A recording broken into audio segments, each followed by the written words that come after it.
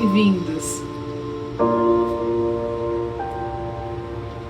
Monique, minha querida, já entrou.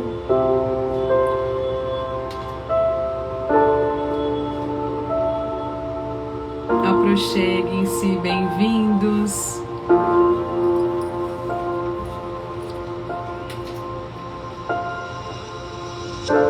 Morri de saudade de vocês durante esses dias de férias.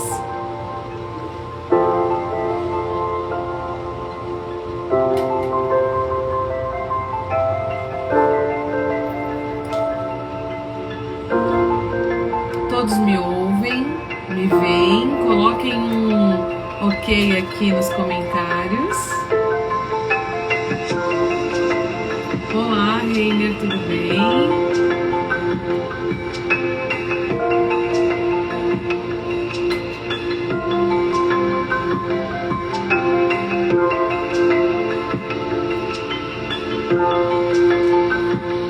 Monique me ouve, minha aluna Stoikov, que saudade, Stoikov.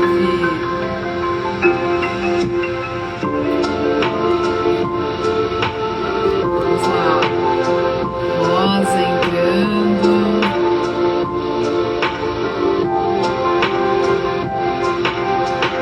Apresentação para Monique apresentar aqui comigo.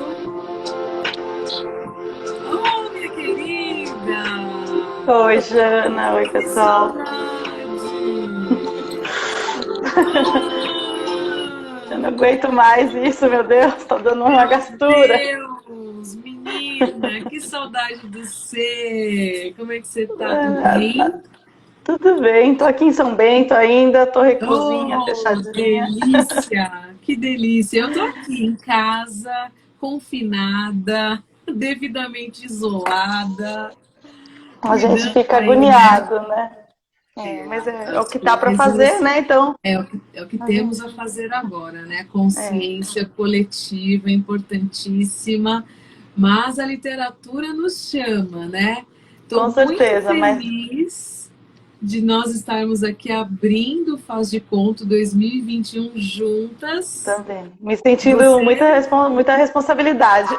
que isso? Você é cadeira cativa aqui no Café É. Literário, no Faz de Conto, minha amiga, pessoal, carinho enorme, Ah, muito querida, feliz de você... verdade pela Tenho o sua maior respeito pelos seus presença. projetos, você sabe, né? Oh, Sempre falo isso, os projetos são muito bonitos e envolvem livros que são as coisas que eu mais amo, então tenho o maior pode respeito por eles e os sempre nossos amigos. fico sempre preocupada de corresponder à altura dos seus projetos e dos... Imagina. Que isso. Então vamos lá, vamos começar a aquecer os motores, porque eu até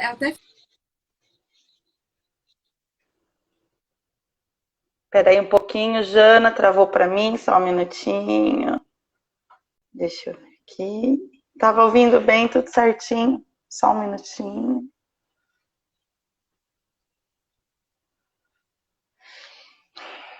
Não tô conseguindo. Você tá travada. Eu vou... Pera. coloquei no meu Wi-Fi agora. Vamos ver. Eu estava no meu 4G, agora estou no Wi-Fi. E agora? Eu tô te ouvindo, mas ainda tô sem a imagem. Tá. Eu estou te ouvindo e te vendo normal. E agora? Como eu consigo te ouvindo, só que a imagem tá loadando assim, sabe? Ah, agora acho que Tá? tá entrando, ó. Tá Tá um entrando. pouquinho pixel, né? Com pixelzinhos, mas tá indo. Deixa eu ver. Deixa eu voltar então pro 4G. Peraí. E agora? Voltei pro 4G. Tá, tô te ouvindo e a imagem tô vendo também. Voltou, eba! Então vamos lá, retomando. Nosso primeiro Faz de Conto do ano. Eu fiquei até ansiosa antes de abrir essa live aqui, porque fiquei, né, 20 dias em férias, descansando, cuidando da cabeça, do corpo, da mente, né, do espírito, para retomar agora as atividades com toda a energia e abrir o Faz de Conto com uma amiga tão especial como você, pô, é motivo de gratidão, é uma Ah, eu não alegria. esperava, né? Quando a gente conversou sobre a Júlia, eu não esperava. Você falou, vamos fazer um faz de conto? Falei, ah, vamos, mas não imaginei que a gente Vambora, já ia assim, né? Começar abrindo o 2021, ano. já dar o pontapé, porque, né, os porcos é um pontapé na porta do faz de conto 2021, né? Nossa, aqui já estamos mostrando a que viemos, né, gente? Que conto é esse? Que conto é esse? Nós vamos É entrar esse. já já nele. Para quem não me conhece, eu me chamo Janaína Soja, sou professora de língua portuguesa e literatura, dá para perceber aqui que não é cenário, é vida real. E eu tenho alguns projetos que eu desenvolvo, um deles, que foi por onde eu conheci a Monique, que já já nós falaremos juntas, é o Café Literário, que é um clube de leitura que eu desenvolvo desde 2026, desde 2016. E agora, em 2021, faremos 5 anos de clube de leitura. É lindo de viver, né, gente? 5 anos de um clube.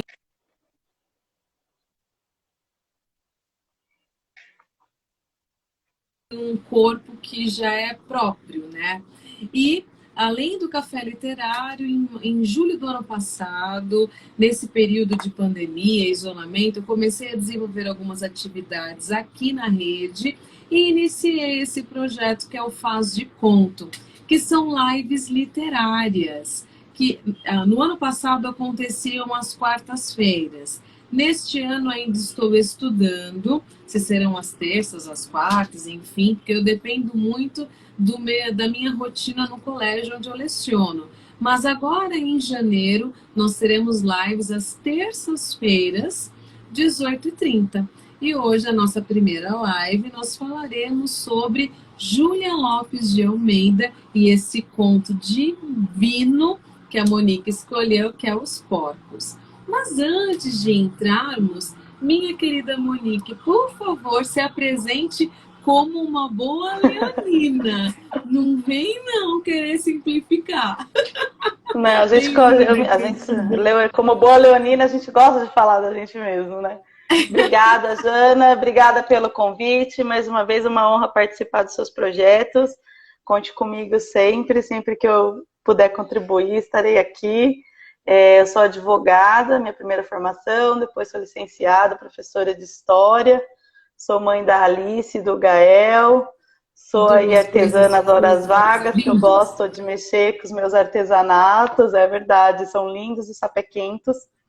E sou esposa do Mário, e estou louca das suculentas, e sou, sobretudo, apaixonada por livro, né? Quer me fazer feliz e me dar um livro para ler. E aí, dentro de tudo isso aí, a gente vai se construindo, a gente é muita coisa, né?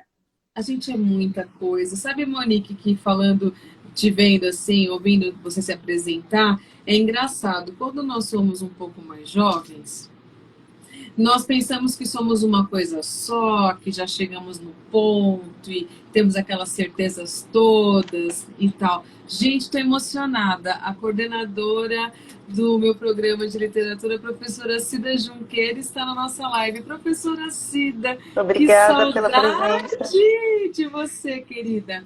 Mas voltando, e com a maturidade, com a passagem do tempo, nós vamos observamos que somos seres multifacetados, né? Somos múltiplos. Eu gosto de falar assim tudo, porque né, eu sou advogada, sou professora de história, gosto de falar que eu mexo com artesanato, gosto de falar que eu mexo com as plantas, justamente por isso, porque a gente tem tanta potencialidade, né? Às vezes a gente fica preso, né? Ah, mas eu sou uma coisa e não posso ser outra, mas isso não tem a ver comigo, porque eu sou dessa área, e eu acho que não, né?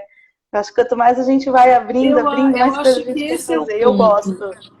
Na medida em que nós vamos amadurecendo, nós vamos observando que podemos ser várias coisas, que uma coisa não anula a outra e que tudo isso agrega, né? E eu acredito muito fortemente que a literatura nos ajuda a abrir esse olhar, justamente por nos dar a oportunidade de experienciar vivências que talvez Com nunca certeza. tivéssemos a possibilidade, né, nos dá essa empatia, essa abertura de mente, né, essa Com flexibilidade. certeza. Então a literatura ela realmente ela é um bálsamo, né? Não é à toa A gente que vai nós amamos. experimentando, né? A gente vai experimentando o mundo dos nós, falando, opa, acho que eu caibo ali também, né? E aí a gente Exato, e quer fazer tudo, eu acho. coisas que você nunca pensou e passa a pensar por meio, né, da literatura. E acho que isso já até é um belo gancho para a nossa escritora de hoje, né? A Júlia Sim, Lopes de Almeida, que eu conhecia de nome, sabia da importância dela para o cenário literário mesmo, né? Em relação à própria Academia Brasileira, que você vai falar a respeito disso, mas eu não havia lido. E eu fiquei chocada com a potência narrativa da Júlia. sim. Eu fiquei É assim, com o impressionante. poder de concisão e como ela consegue falar tanto com tão pouco, É, e né? assim, um texto, a gente tem que sempre pensar, eu acho que o legal desse texto específico, dessa obra Ânsia Eterna, é pensar que, tipo assim, é um livro de 1903.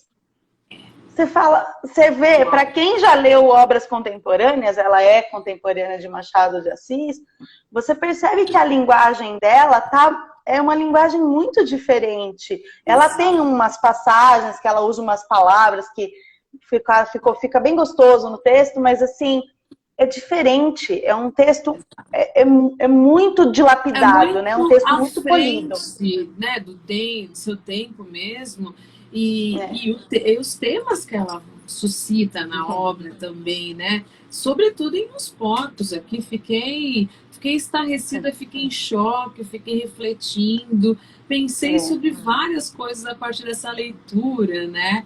E aí, quero muito que você nos diga quem foi Júlia Lopes, o porquê da sua escolha. Eu sempre pergunto, né, para os meus convidados e convidadas, por que escolheu aquele autor, aquele conto, que eu sempre deixo vocês muito livres para nessa escolha, Sim, né? Então, foi muito faz até sem aí. querer, né, que a gente. Eu trombei É, com a Júlia. Foi sem querer, que assim, muito sem querer mesmo. É uma coisa que a gente fala sempre dos livros, né? Um fiozinho puxa o outro, e quando você vai ver, você está assim, num mundo de totalmente novo. Eu estava lendo um livro, o Rascunho, né? Que é um livro, um jornal literário, e tinha uma coluna muito interessante, um artigo muito interessante, e a entrevistada da coluna, ela falava, eu me lembrei da história da Júlia Lopes de Almeida, com os porcos tal, e a questão né, da subjugação. E eu falei, nossa, eu nunca ouvi falar dessa nunca ouvi mulher, falar. Júlia Lopes de Almeida, e falei, deixa eu dar uma Wikipédia, né? E aí comecei a ler, aí falei, nossa, aí começou a aparecer uns artigos e ajudou a fundar a ABL, mas não estava na ABL. E aí eu comecei a ler a história daquela mulher e falei, como assim? E aí topei com uma conferência que a própria Academia Brasileira de Letras fez, e o Luiz Rufato, que é um autor que a gente leu no Café Maravilhoso. Literário, que eu, né, que assim, a gente descobre as coisas também no Café Literário, depois que lê tudo da pessoa. Eu vi que o Luiz Rufato fazia uma palestra, deu uma palestra na Academia Brasileira de Letras, e o nome era Todos contra a Júlia. E eu achei, falei, nossa, eu quero ler essa mulher aí. E fui ler, né, fui pesquisar, vi que a obra dela já estava em domínio público, comecei as coisas e li, comecei pelos porcos, foi a primeira coisa que eu li. Eu fiquei assim, eu terminei de... Como Eu tô assim? É muito, isso? Aí eu tô fiquei muito meio embasbacada, né? E aí eu falei, não, meu, eu li seguido, assim, 2 vezes. E fiquei tão impactada que te chamei e falei, Jana, você já leu essa moça? Você já falei, foi ver? Porque é não. demais isso. E aí fui pesquisar, né? Porque eu gosto de conhecer da vida dos autores, assim. E aí descobri que a Júlia, ela era uma filha de pais portugueses, bem colocados, né? Ela é de 1862, Isso. ela é de 1862, então ela nasce ainda sobre o Império, né? A gente ainda não era uma república, a gente ainda vivia numa monarquia. E os pais dela, a mãe era concertista, tal, mas era pedagoga, e o pai também, ele era médico, mas era pedagogo, e ele tinha uma escola para moças que funcionava no casarão da família, e ela recebia educação lá nessa escola para moças. E ela escrevia escondido do pai, porque ela era mulher e tinha que ela escrevia uns versos, né, umas coisas mais assim poéticas e tal. E um dia, quando ela tinha 19 anos, o pai pegou ela escrevendo e falou: "Deixa eu ver". E ela ficou muito assim com medo, mas mostrou para o pai dela que ela estava escrevendo, e o pai dela falou, ó, deu um tema para ela e falou: "Quero que você escreva uma crônica sobre esse tema". E ela escreveu, e o pai gostou muito, mandou para um jornal, que era um jornal de grande circulação na época. O jornal gostou do texto, e aí a coisa andou. Ela virou cronista e colunista desse jornal por muitos e muitos anos, e escrevendo de forma muito livre, assim, muito aberta. Então ela tinha um lugar de status, né? Ela era uma pessoa bem colocada pela família, tal, que tinha posses, e ela era educada. Naquela época, o índice de analfabetismo no Brasil era 80%. Nossa. Dirá entre mulheres, esse número nem existe, que assim, a educação feminina era um tabu. E aí Júlia Lopes, né, que é o nome dela de solteira, aparece no jornal escrevendo muito bem, e assim, rendendo assim cartas, e gostam do que ela escreve. E aí ela começa a publicar, e ela viaja para a Europa, e ela publica com a irmã um livro de contos infantis, com a própria irmã, que é a irmã mais velha dela. As duas escrevem isso a 4 mãos e publicam. A Adelina, que era quem escrevia com ela, e aquilo tem um apelo, né? As pessoas gostam, e ela resolve publicar uma história, né?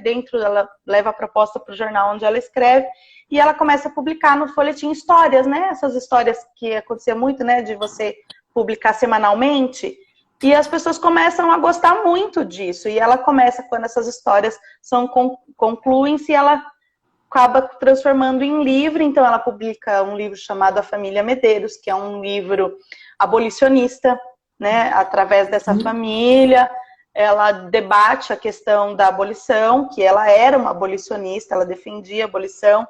Ela era uma republicana, ela defendia que o Império acabasse, que fosse instaurada a República, e ela defendia tudo isso usando o subterfúgio, sem ser panfletária, a literatura, e ela tinha um grande apelo. Sim. Até que ela escreve um livro chamado A Falência, que eu estou lendo, não concluí ainda. Bem famoso esse, né? Que é uma coisa, porque ela simplesmente resolve falar de sexualidade feminina. É um romance, A Falência. É um romance. Tá. E assim, a coisa, esse livro ela não publica em folhetins, ela publica o livro direto. E assim, em 2 anos tem 3 edições. Vendeu muito, todo mundo queria ler o livro, ela era um sucesso. Demais, muito legal. E ela viajou para a Europa, e ela já conhecia o Filinto de Almeida, que é um português, que é jornalista. E aí ela reencontra com ele na Europa, e os dois, assim, vivem uma história de amor, casam-se e vêm para o Brasil. E eles vão morar no Rio, até que ele consegue um emprego no jornal Estado de São Paulo, e ele vem para São Paulo, eles vão morar em São Paulo. Ele é deputado, ele acaba virando deputado, assim, virando na política, e ela continua escrevendo, e eles têm 6 filhos. Uau. E ela participa ativamente da criação desses filhos. Ela era uma mãe assim muito ativa, e ela perde 2 filhos, 2 desses filhos morrem, e eles ficam assim, abala muito o casal, e eles resolvem voltar para o Rio de Janeiro, e vão se recolher e vão morar, constroem uma casa numa chácara lá em Santa Teresa, que é um bairro conhecido, eu não conheço o Rio. E eles montam uma casa grande, e essa casa eles montam um salão verde. E esse salão verde reunia intelectuais, era um ponto de encontro de intelectuais. Né? Então o Filinto de Almeida era esse jornalista que tinha sido deputado, que tinha muito trânsito. A Júlia Lopes, agora de Almeida, circulava nas redações, porque ela escrevia, então ela dividiu redação com Machado de Assis, ela dividiu a redação com Olavo Bilac, com Arthur Azevedo. Ela até né? dedica esse conto ao Arthur Azevedo. Vários contos dessa obra Ânsia Eterna têm dedicatórias que são pessoas com quem ela acaba dividindo redação mesmo. E pessoas que, o Coelho Neto, né, que foi membro da academia, que são pessoas que circulam na casa dela nesse Salão Verde. Perfeito. E em 1895, assim, depois de uma viagem, ela passou uma temporada em Paris com o Filinto, ela volta com a ideia da Academia Francesa de Letras. E aí ela traz aquilo para aquele círculo intelectual que eles têm ali, e o Machado de Assis fica empolgadíssimo, e eles resolvem estruturar aquilo. E tem um dos intelectuais acaba publicando no jornal, na coluna dele, que vai ter uma Academia Brasileira de Letras, e aquilo para gerar uma comoção, né? Outros tempos, né? Um público muito mais reduzido lia o jornal e tinha acesso e conseguia visualizar a importância daquilo. E ele publicando, né? Assim, ele estava publicando sempre sobre o desenvolvimento dessa academia que estava sendo gestada. E um dia ele fala, olha, salvo engano, se tiver algum ajuste posterior, essa é a lista dos membros, dos primeiros membros da Academia Brasileira de Letras. E ele divulga no jornal uma lista, e a Júlia Lopes de Almeida é o terceiro nome da lista. E aquela lista, nossa, as pessoas aprovam e tal. 1897, saiu o registro, a academia está constituída, vai funcionar, vão dar a posse aos acadêmicos e a Júlia não entra. Meu Deus, não podemos nomear a Júlia. Porque o regimento dizia que eram escritores. E aí não podia ser mulher, então não podia ser ela. E aí gera aquela, né, mas não vai, mas isso a gente, né, e o regimento e tal. E aí fala assim, mas o Filinto escreve também. Inclusive ele publicou com a Júlia um livro a 4 mãos. Então, né, ele já tinha 2 livros. Então, e se a gente colocar a ideia cadeira para ele? Daí eles fazem assim, se a gente dá para o marido dela, é a mesma coisa que a gente dá para ela, né? Afinal. E aí dão a cadeira para o Filinto, e aquilo, já, assim, o Filinto não quer aceitar, mas ela fala para ele aceitar, e que ela tá tudo bem, e o Filinto aceita. Mas, assim, todas as entrevistas que o Filinto dá a partir de então, ele diz, eu estou nessa cadeira, mas essa cadeira devia ser da Júlia e não minha. E aí ele acaba ganhando um epíteto, né, um apelido de acadêmico consorte, porque ele estava lá fazendo o papel da mulher dele, porque ele fala, a Júlia devia estar aqui, porque ela era um sucesso. Ela tinha publicado uma revista chamada A Mensageira, que era uma revista sobretudo defendendo a emancipação feminina, e essa revista, ela perdurou por muitas edições, acho que ela durou quase mais de 3 anos. Então, assim, ela tinha uma produção muito grande. De fato, ela vivia de literatura, uma mulher vivendo de literatura, nossa, né? Século XIX, final do século XIX, começo do século XX. E assim, ele falava, a Júlia devia ter essa cadeira, não? Então, quando vão fazer entrevistas com ele, ou ele chama ela para participar da entrevista junto, ou ele fala, quem devia estar na cadeira era a Júlia.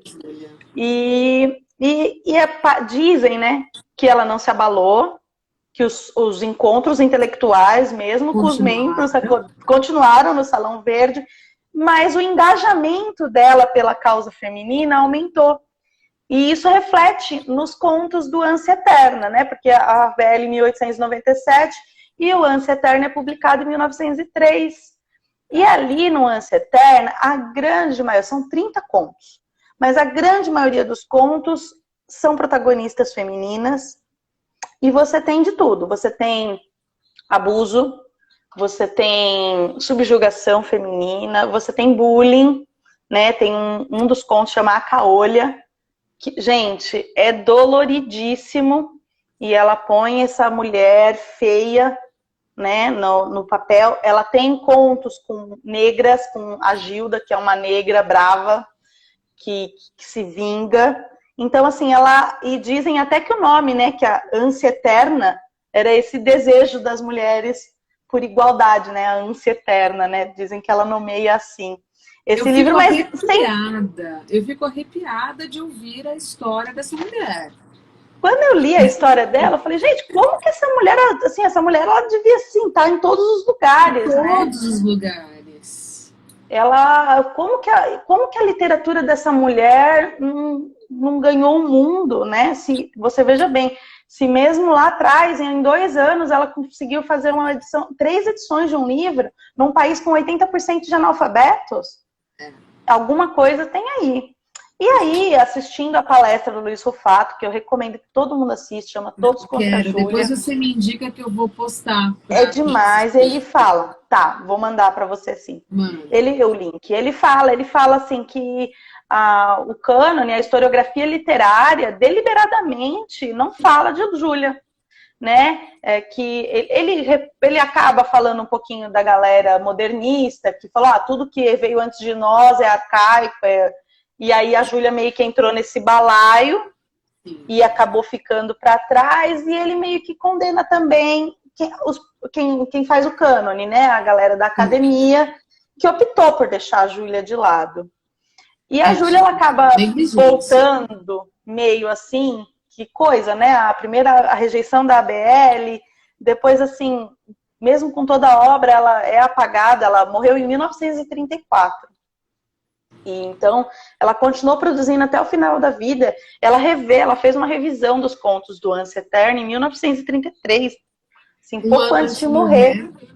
Sim, e assim, ele atribui realmente ao cânone, ele fala, e até eu gosto que ele fala que foi um apagamento mesmo de verdade, que eles decidiram excluir, porque assim, ele traz muita referência de gente que estuda literatura, né, que produz, né, então, grandes autores nacionais, gente que produz mesmo obra técnica nesse sentido, e que tem artigo falando da Júlia, e que quando chega naqueles livros, tomo 1, tomo 2, simplesmente não coloca. Então ele fala, não dá para entender, porque o fulano de tal que escreveu essa obra aqui, os maiores escritores brasileiros, e que tinha feito um artigo falando dos textos da Júlia Lopes de Almeida, simplesmente não colocou ela na obra, ela não existe na obra do cara lá, ele falou um nome. Então, assim, houve um apagamento deliberado da pessoa da Júlia, né? Fizeram que, vamos deixar ela para lá. E eu atribuo, né, das minhas pesquisas aí sobre a vida da Júlia, porque eu fiquei, assim, impressionada com a história dessa mulher. Eu fui dar uma pesquisada em 2017, acho, a Dark Side Books, que é uma editora que tem muito apelo, principalmente no público jovem, fez uma edição de contos nacionais, assim, do gótico, de terror, e colocaram os porcos. E aí aquilo gerou um rebuliço, porque quem é essa Júlia Lopes de Almeida que escreveu os porcos, né? Meio que nesse cenário literário de booktubers e tal, ela acabou recebendo assim, uma atenção e ressurgindo. E em 2019, o Senado organizou uma edição de livros produzidos por mulheres, não só livros de literatura, e ele chamou a coleção de Escritoras do Brasil, né? Mulheres que escreveram o Brasil, que, através de suas penas, escreveram o Brasil. E tem mulheres assim maravilhosas nessa coleção, ela está toda em domínio público, eu recomendo que entrem lá na editora do Senado. E o Ânsia Eterna fez parte desse resgate, né, dessa mulher, dessa escritora brasileira tão notável, que chegou a ser homenageada em Paris em 1914. A intelectualidade que se reunia em Paris resolveu prestar uma homenagem para ela, fizeram um banquete para 400 pessoas. O Olavo Bilac estava lá, em homenagem a ela. Então você veja, era uma pessoa que tinha até uma notoriedade no cenário internacional. Como que a gente não ouve falar de Júlia Lopes de Almeida? Né? Então, eu fico chocada. A Academia Brasileira de Letras fez muito bem o papel dela, né? Então, mulher, não serve para academia, e todo mundo abraçou, mulher, não serve para academia. E realmente, assim, hoje as mulheres que leem, e que eu falei, eu vou entrar agora numa de instigar as pessoas, eu quero que as pessoas leiam Júlia. Assim, parte do meu compromisso, todo mundo fala, oi, boa tarde, tudo bem? Você já leu Júlia Lopes de Almeida? Porque, gente, essa mulher tem que ser conhecida, ela é contemporânea de Machado de Assis, dedica um conto a ele, os dois dividiram redação na Mensageira, e assim, não dá para explicar por que essa mulher não tem uma notoriedade assim, tão à altura da obra dela, né? Então, eu fiquei, assim, extasiada com o que eu li. Participou com a Berta Lutz, que foi uma das mulheres que lutou pelo voto feminino, né, o sufrágio feminino no Brasil. Ela participou com ela da formação da Liga Nacional das Mulheres, ela deu conferências na Argentina. Era uma mulher muito letrada, assim, uma mulher muito, muito. E ela tinha um jeito, bem, você leu, e eu acho que espero que quem leu também percebe, ela era uma escritora muito polida, e ela, assim, com a narrativa dela não é panfletária, mas ela atinge pontos, assim, muito nevrálgicos, assim, né? Você fala, dá uma dorzinha quando você tá lendo.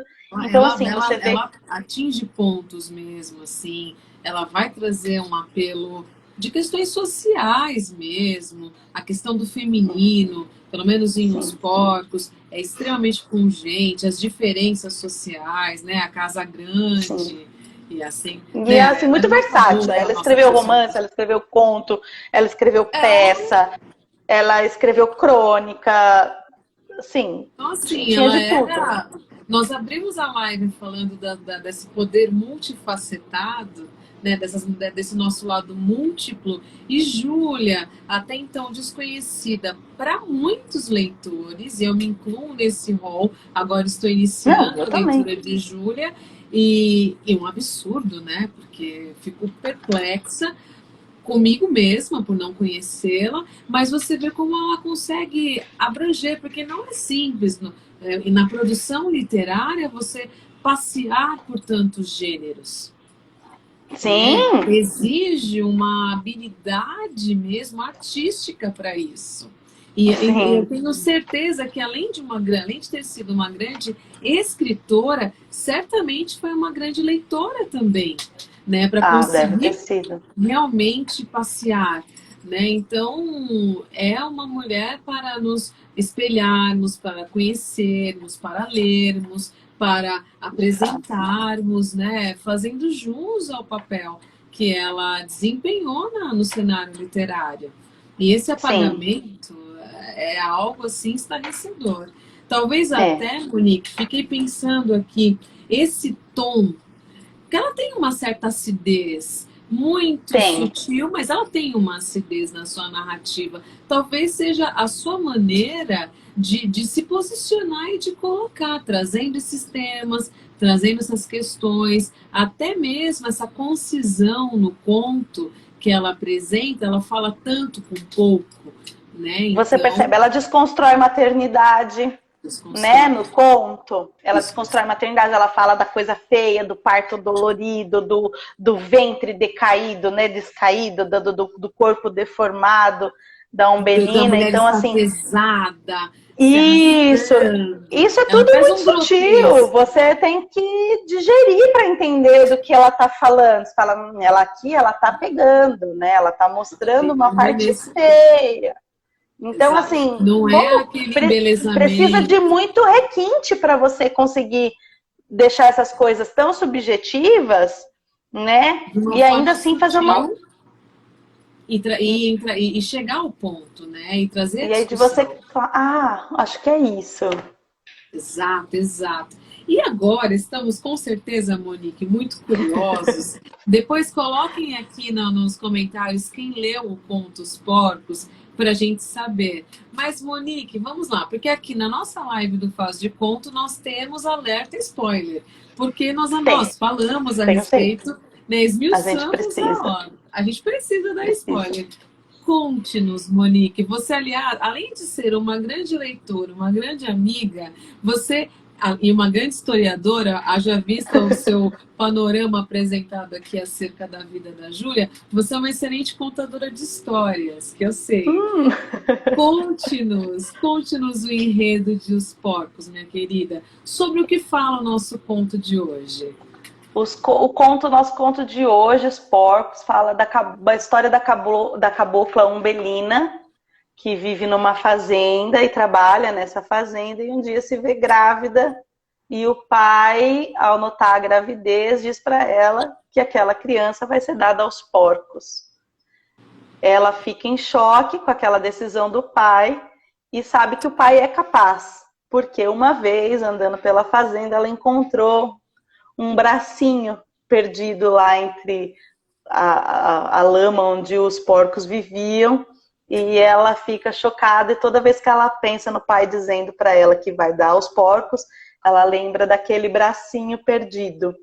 E ela tem uma ojeriza aos porcos, né? Então ela descreve os porcos que andam pela casa e que não tem medo dela, com aquele focinho e com os dentes amarelos e as banhas decaídas. Ela tem assim uma grande ojeriza, mas ela não nutre um amor por esse bebê, não, porque o bebê é fruto de uma sedução do patrão, né? O patrão seduz, ela era uma índia muito bonita, ela fala, né, dos cabelos luzidios, negros, luzidios, a e pele morenada.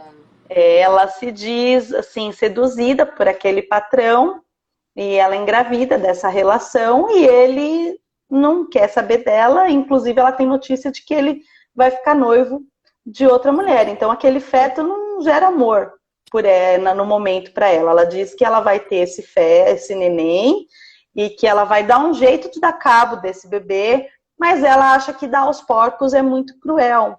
E ela fala, né, num pedacinho lá, ela fala que essa atitude de dar aos porcos, o pai tomava porque era a forma como ele conseguia esconder o seu vício. Então a gente já percebe aí um comportamento que o pai dela já devia ter recorrentemente, né? A mãe devia produzir, ela era filha única, a gente lê que a família não tem outros filhos, né? E ela vai pontuando, né? Que era dar aos porcos o bebê, era um hábito do pai para esconder o vício dele.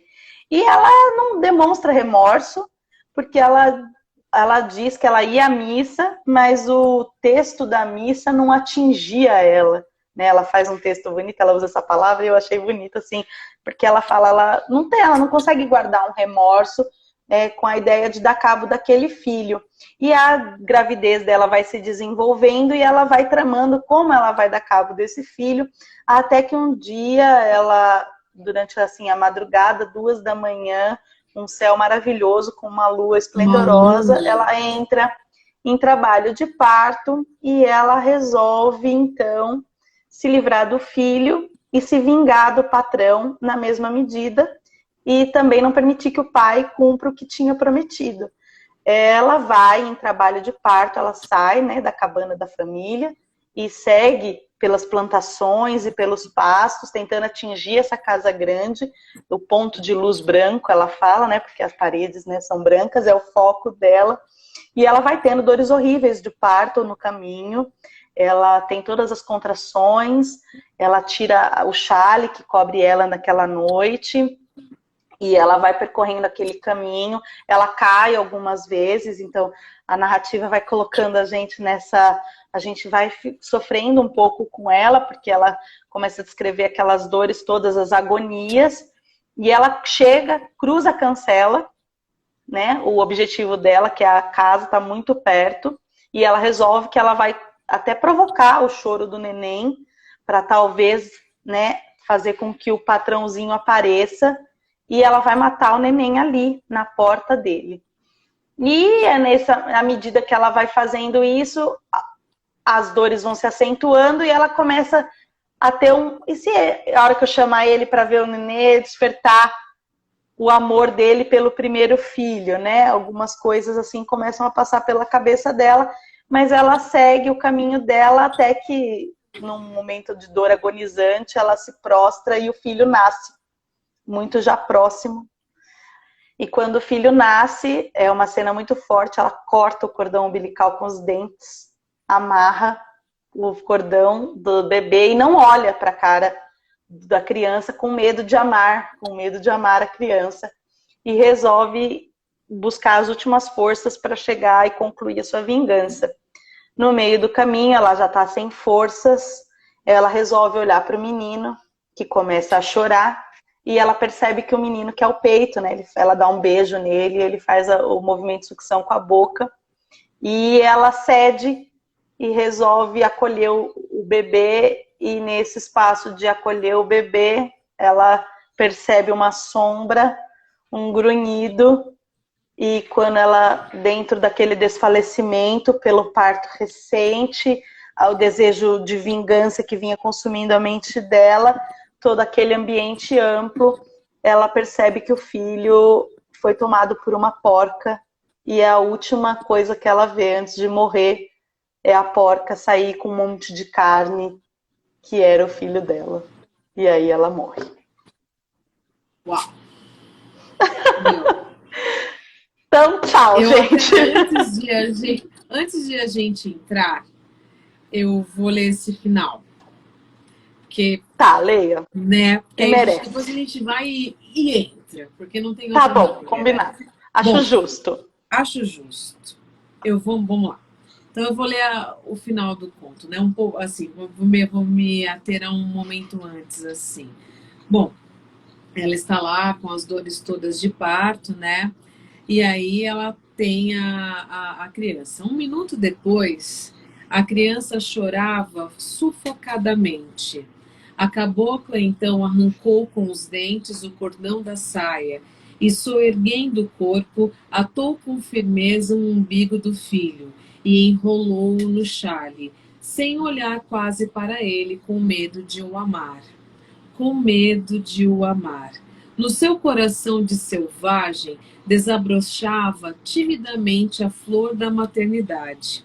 Umbelina levantou-se, a custo com o filho nos braços, o corpo esmagado de dores que lhe parecia esgarçar-lhe as carnes.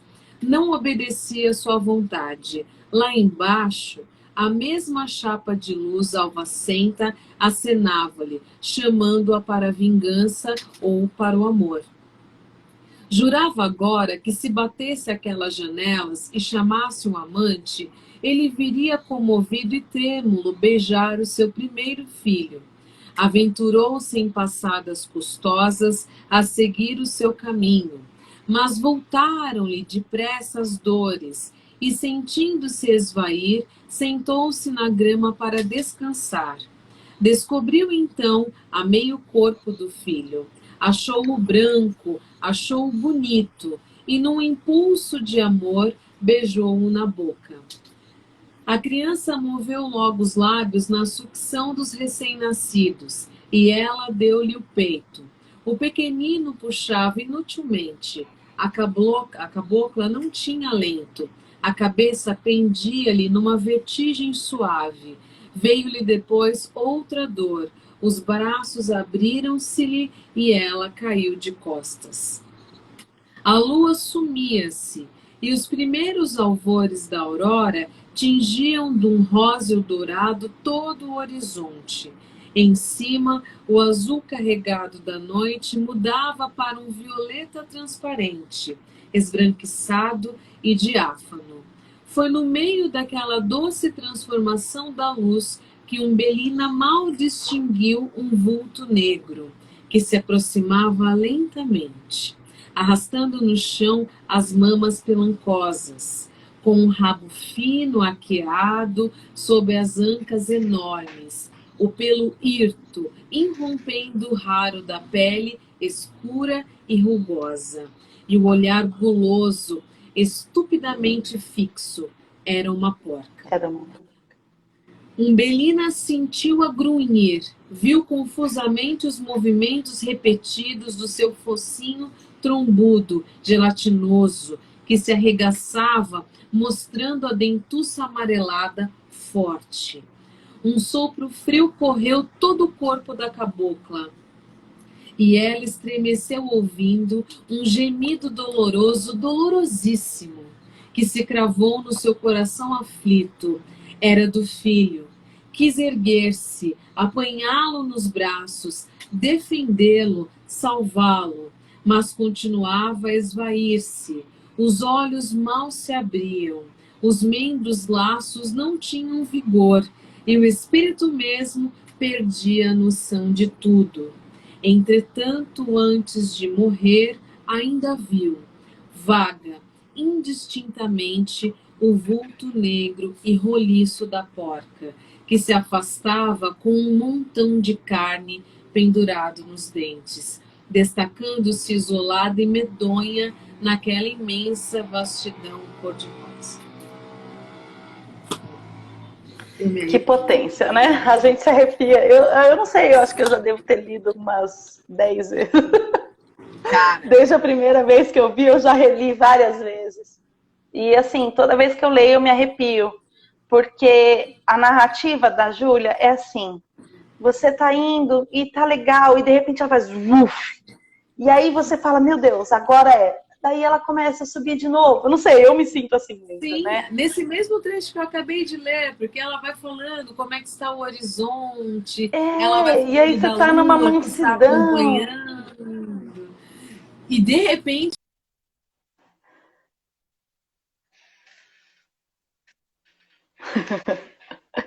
Isso, verdade.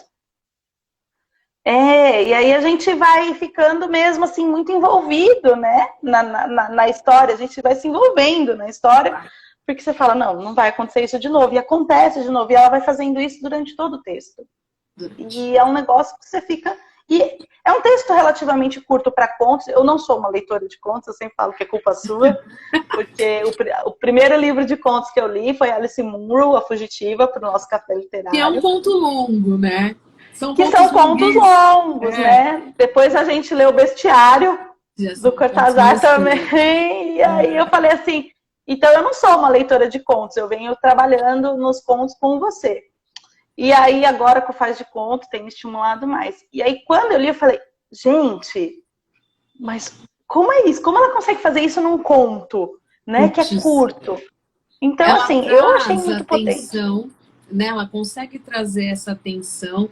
O Julio Cortázar, ele fala, né, que o bom conto é aquele conto que te pega numa única sentada. E assim, bons contistas conseguem isso. E a Júlia, ela tem uma potência narrativa, porque é impossível, você vai acompanhando, né, o conflito dessa cabocla, né, que é a nossa personagem da Umbelina, e você quer saber, eu fiquei pensando antes de chegar ao cabo, ela vai dar fim no filho mesmo? Ela vai ter coragem de fazer isso?